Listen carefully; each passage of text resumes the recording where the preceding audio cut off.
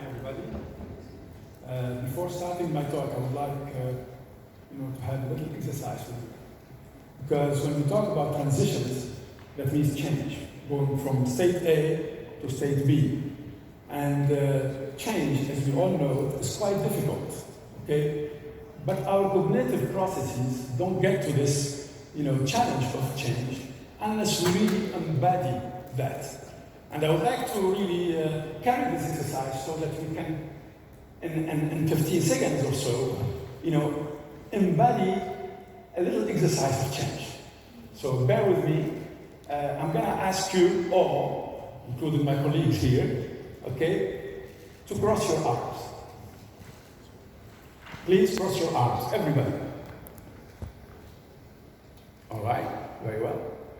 Open your arms. Please, one more time. Very good. Open your arms. And here is the challenge. Now I'm going to ask you to cross your arms the other way around.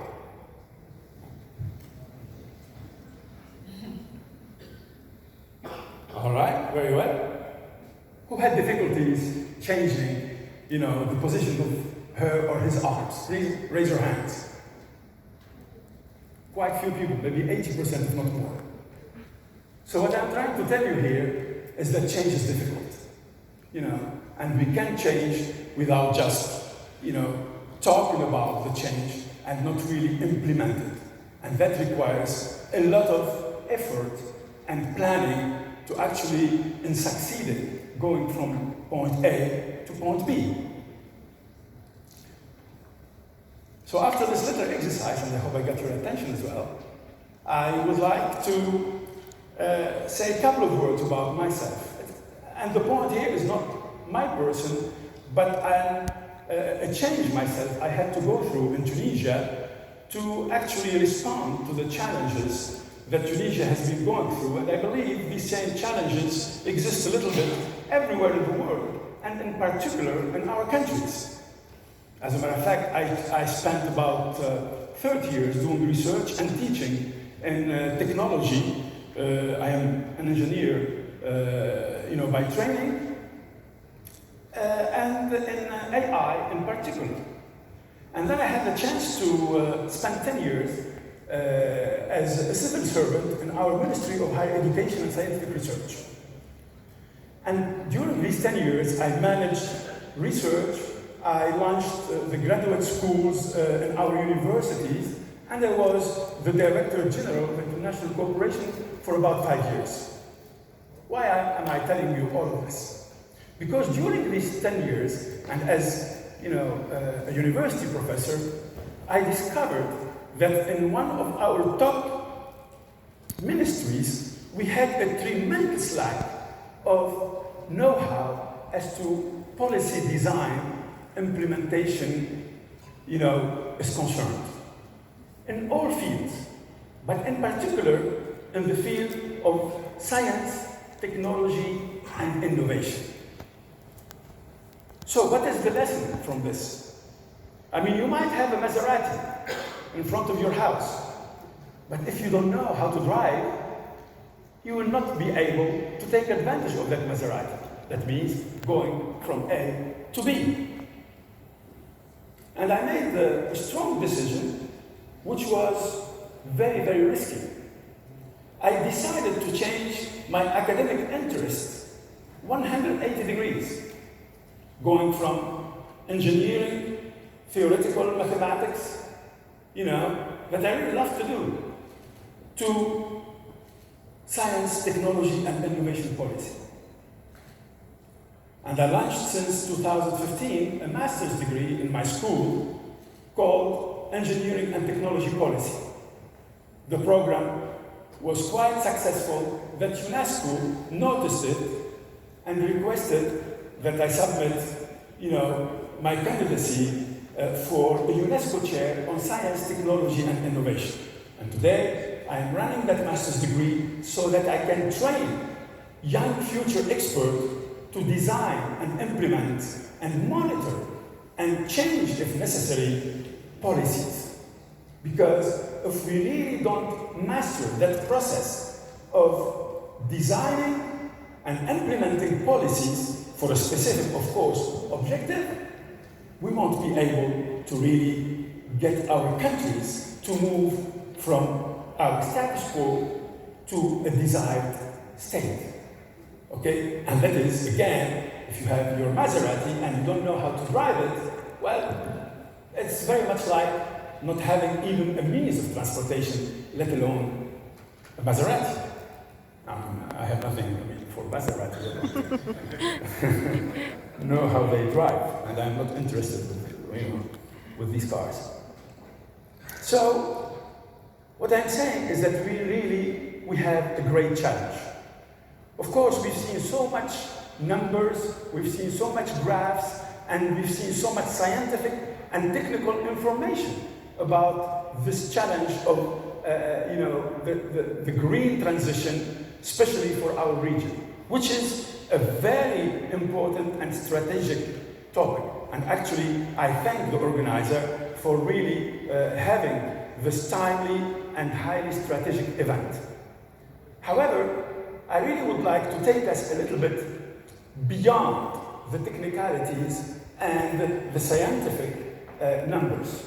That doesn't mean we are going to leave that epistemic environment, but we are going to try to project ourselves in the 10 to 20 coming years, because the coming 2 decades are going to be vital, and I'm really using the right adjective here, vital for the whole planet, but more vital probably to our MENA region. Why is that?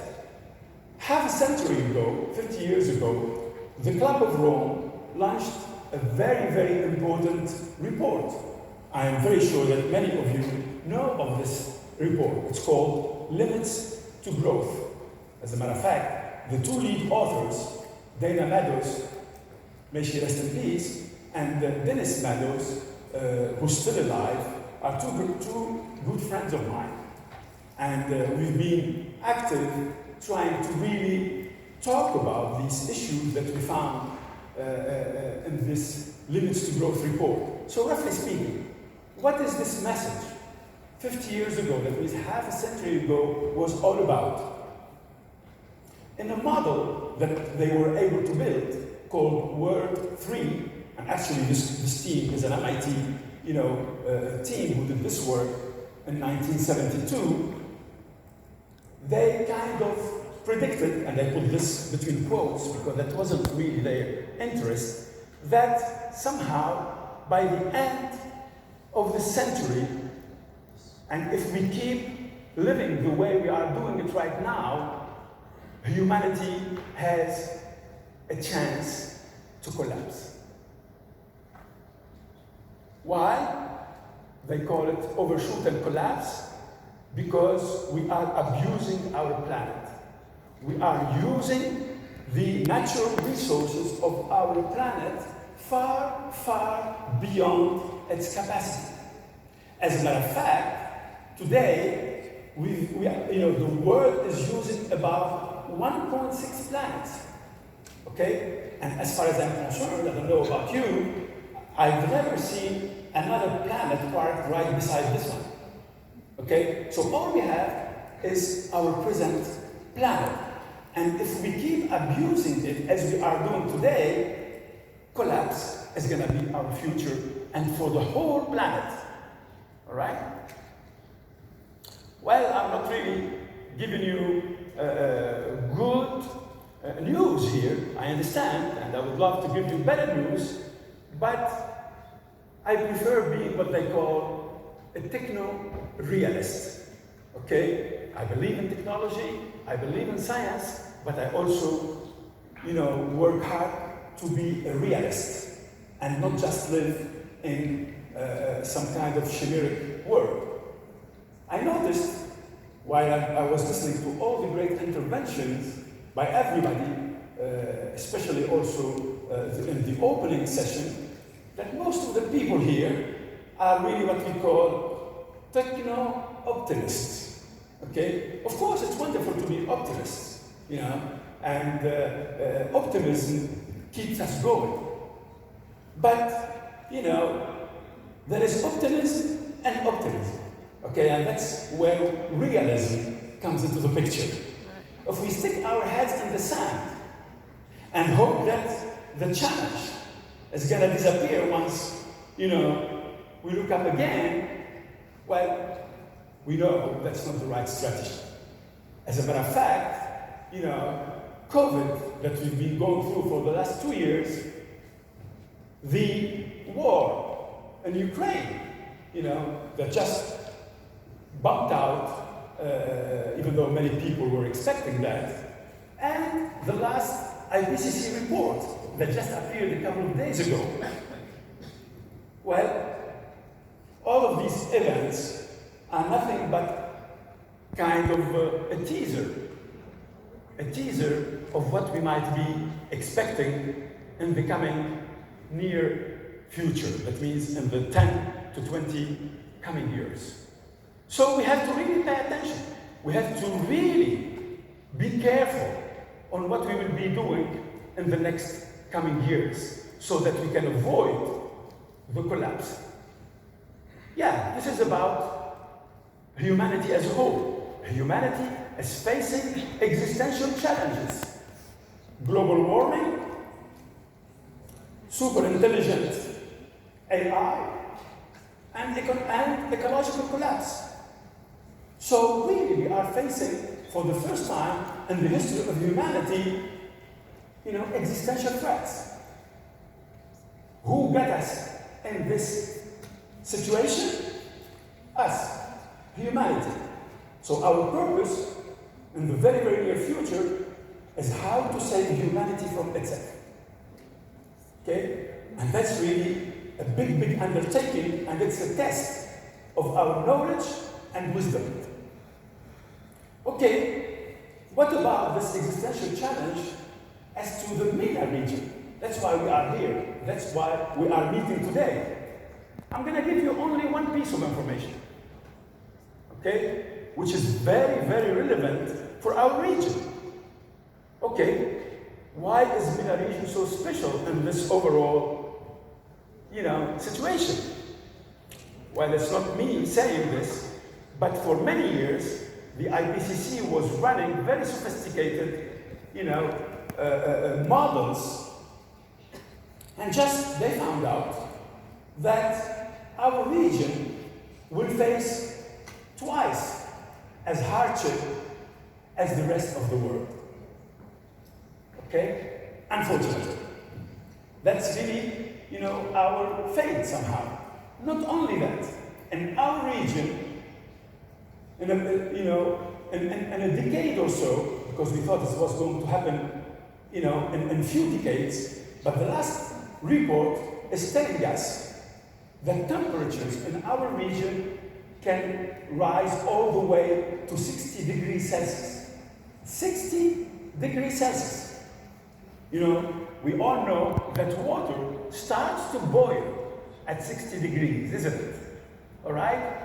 And humidity will increase with that increase in temperature. And you know what happens when you have about 60 degrees Celsius with quite high humidity? The atmosphere becomes not livable. So, it's my duty, because I'm kind of aware of these results, I read them for many years, and I'm getting more and more convinced that we need to pay attention to this information. I am not saying it's going to happen for sure, but it might happen, and the probabilities are quite high. So in our region, the livability of our region is going to be a big, big question. So, the world is really in dire situation if we don't change course, and we in the MENA region might be the first to really feel that state. So, what to do about that? So that we save ourselves as well as the rest of humanity.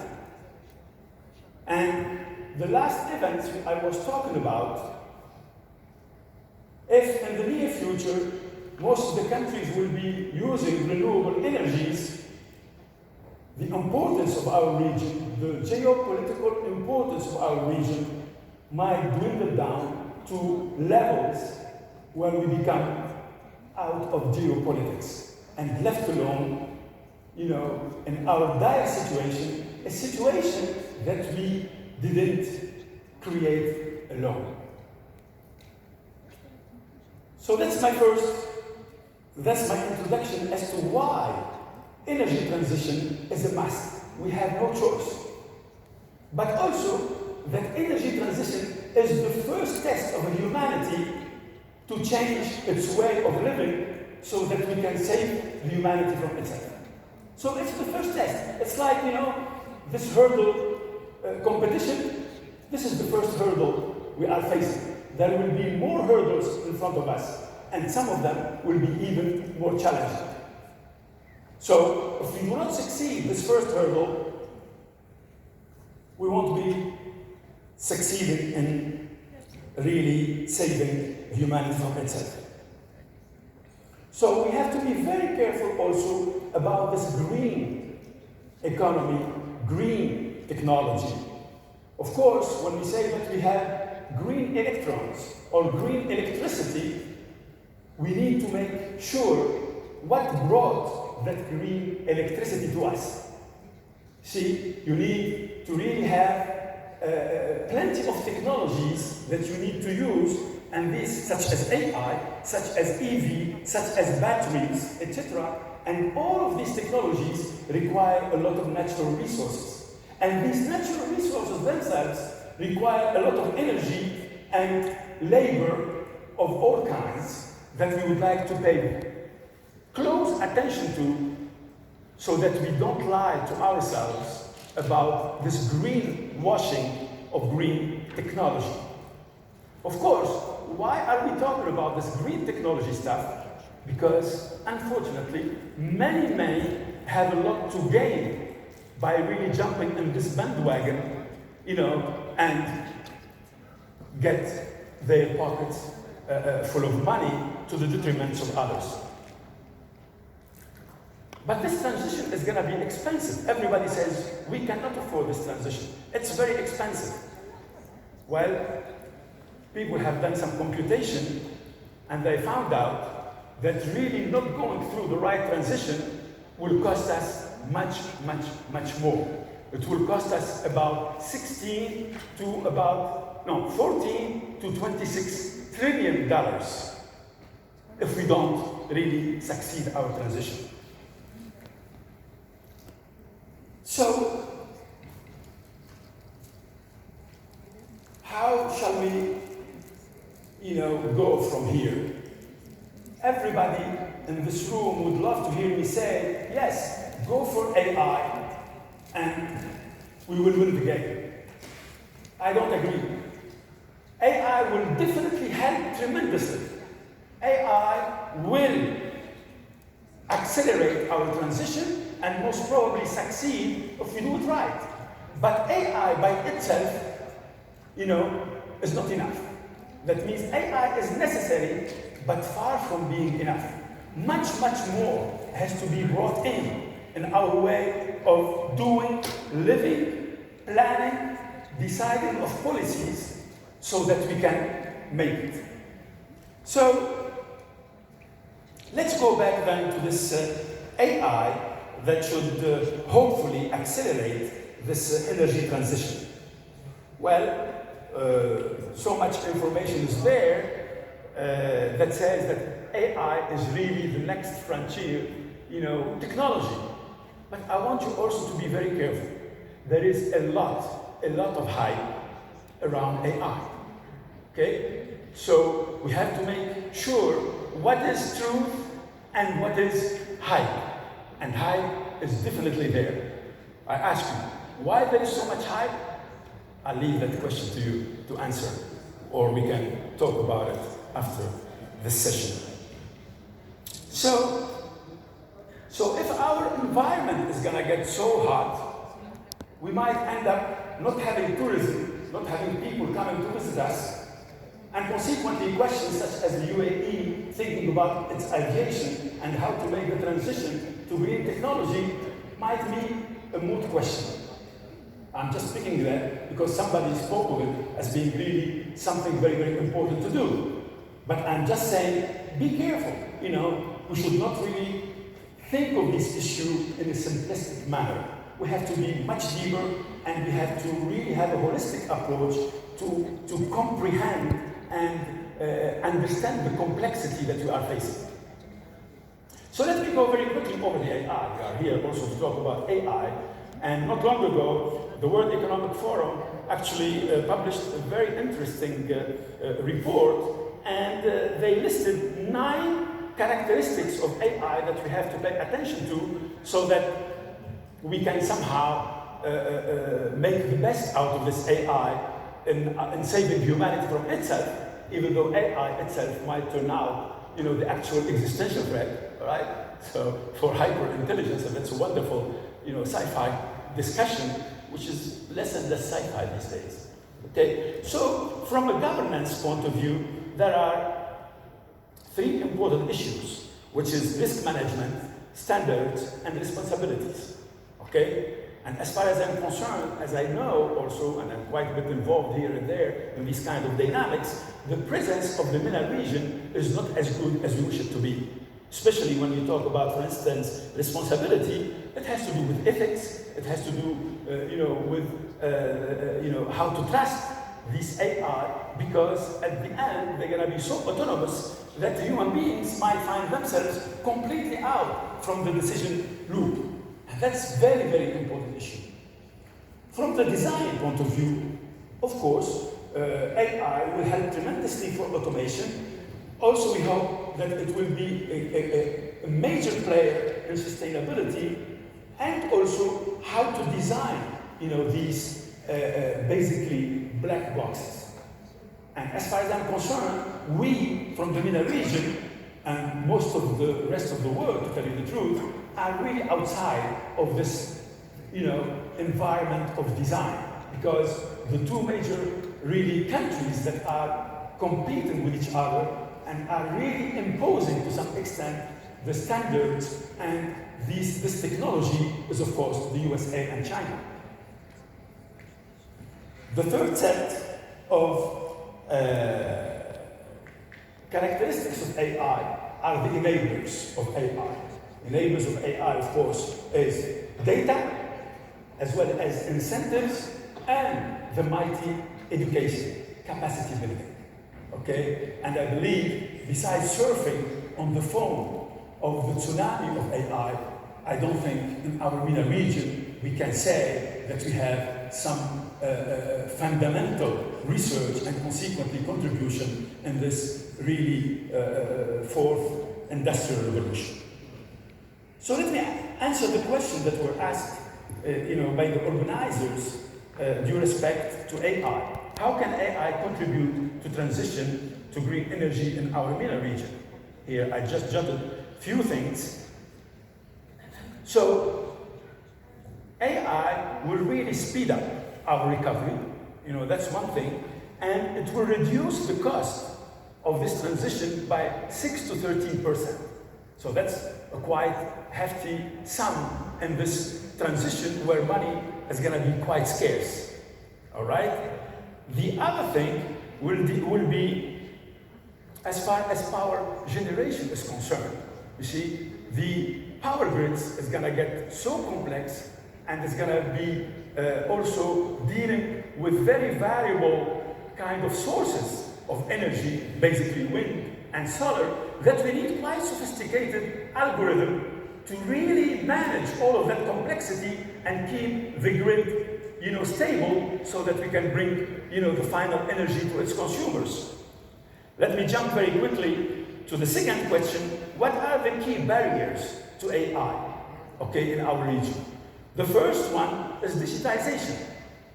Do we have the right infrastructure so that tomorrow, once AI is implemented, we can really exploit it as much as we can? Capacity building. Do we have enough engineers, scientists who master this? Last but not least, Do we have the policies? Do we have the required policies so that we can run the show? Finally, what are the risks associated with AI? The risks, I have three here, that we might end up being just users and consumers of AI, not knowing exactly what's going on inside of these black boxes, and consequently will be, dependent on AI leaders, which will be, in this case, USA and China. And the last one I wrote down, once you have no control over your data, because these complex systems will be really using a lot of data, and that data will be mine and yours, etc. And we might lose control over that humongous body of data. So, something I might call data sovereignty.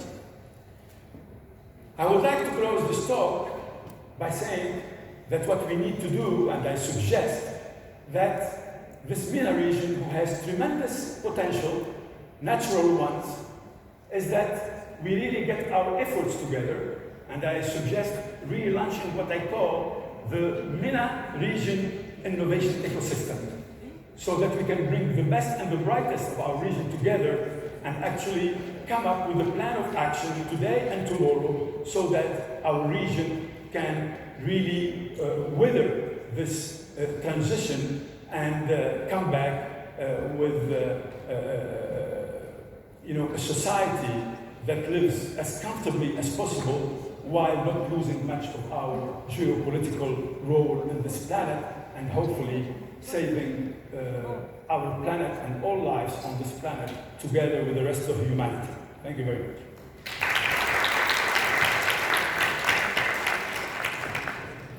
Okay, a gentle reminder